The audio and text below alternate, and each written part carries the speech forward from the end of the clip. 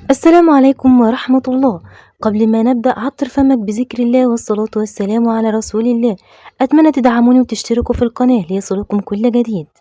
لا يحقق نفس الاشياء، بس انا حزين حزين صح. والتحكيم فيه مشكله كل حاجه، بس انا برضو حزين. انما هنعمل ايه؟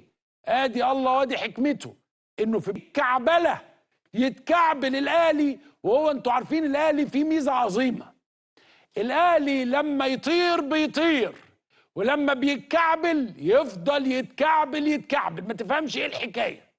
يتكعبلوا مرة ثم الثانية. وطبعا يعني النهاردة كان عندهم يعني، وكان كلنا والله انه نلقى لاعب مهم محترم انتقل ثم الثانية.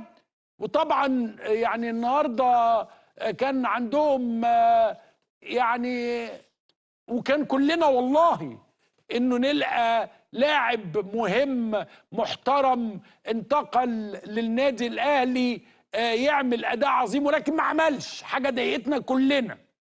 انما هنعمل ايه؟ بدايه الكعبله للاهلي. وطبعا احنا كلنا كنا ورا الاهلي، ان الاهلي بيلعب باسم مصر. فضياع اول بطوله من الاهلي، وان شاء الله يعوضوها. انا نفسي ان شاء الله يعوضوا. الكل زعلان وحزين على الفرص اللي ضيعها الأهلي النهاردة، وخصوصا الهدف اللي ضيعه علي معلول. النهاردة الأهلي ضيع فرص كتير، ولكن الحمد لله على كل حال. أتمنى تدعموني وتشتركوا في رعاية الله وحفظه.